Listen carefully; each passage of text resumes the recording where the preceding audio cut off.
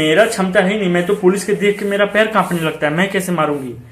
हम लोग पुलिस पे, यहाँ के किसी ने पुलिस पे पत्थर नहीं मारा, ईंट नहीं मारा। वाह, क्या मतलब वो लोग उदाहरण दे रहे हैं। इनका तो ये मानना पड़ेगा भाई मुस्लिम वालों को।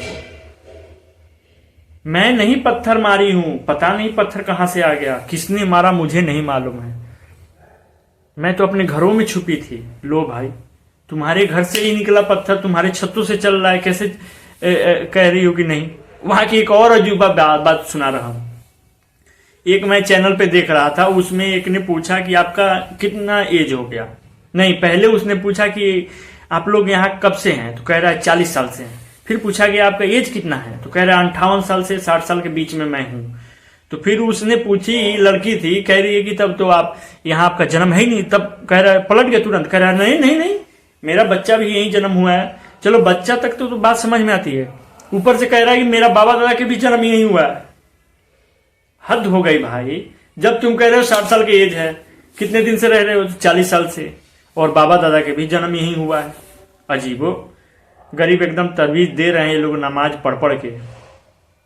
और उसमें तो वहां के जो भी हिंदू हैं, कुछ दिन पुराना वीडियो देखिएगा, वायरल भी हो रहा है आजकल, वहीं के हिंदू लोग कहते थे कि नहीं हम लोग तो सब लोग मिल के रहते हैं, हम लोग सब एक हैं, किसी से हम लोग को आज तक लड़ाई झगड़ा तू मेल नहीं हो। ऐसे बात कहने वाले हिंदू भाइयों, आज क्या हुआ तुम्हारा।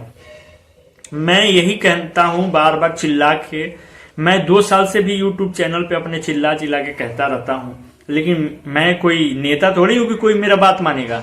बात तो आप नेता का मानिएगा, क्योंकि झूठों का दिलासा दिला देगा, अब बाद में कटोगे आप, तो उसका बात समझ में आती है। मैं यही चिल्ला चिल्ला कह रहा हूं कि कितना हूं ये जिगरी आपका दोस्त हो, इसमें विश्वास करना ठीक नहीं है, ये कभी भी पलट सकते हैं। अब हल्द्वानी के हिंदू भाइयों से मैं पूछना चाहता हूं कि कुछ दिन पहले आप ही कहते थे कि नहीं हम सभी लोग मिलजुल के रहते हैं, एक साथ रहते हैं, तो अब क्या हुआ। अभी यहाँ एक का एक इतना हंगामा कैसे खड़ा हो गया, इतने लोग 200 लोग घायल कैसे हो गए, 8 लोग की मृत्यु कैसे हो गई। आप बताओ, जब मिलजुल के रहते थे तो घरों से पत्थर ईंट पत्थर कैसे चलने लगा। यहाँ जो गैर मुस्लिम है, मुस्लिम धर्म को मानने वाले या मुस्लिम कौम को मानने वाले नहीं है, जो कुरान को नहीं मानेगा, उसको इस धरती पे रहने का अधिकार नहीं है। वो काफिर है, उनको रहना इस पे। मैं नहीं कह रहा हूं, जाकिर नाइक को भी आप झुटला नहीं सकते हो, हमें तो आप गाली दे सकते हो या मारने की धमकी दे सकते हो, लेकिन जाकिर नाइक आपका जो सबसे मुखर प्रवक्ता था मुसलमानों का, जो अभी भाग गया है, विदेश में रहता है, मोदी की सरकार आने के बाद भाग गया यहाँ से, नहीं तो बहुतों हिंदुओं को कन्वर्ट किया था उन्होंने खुद।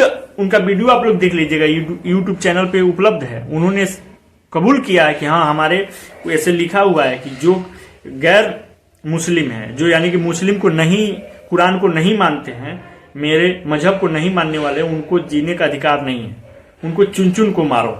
उनके एक सभा का मैं वीडियो देखा हूं, आप भी देख सकते हो कि ये बयान दिए कि नहीं। तो उनकी ये सोच है, और आप और हम हैं कि भाईचारा के पैगाम लेके घूमते हैं, तो भाईचारा तो निकल गई।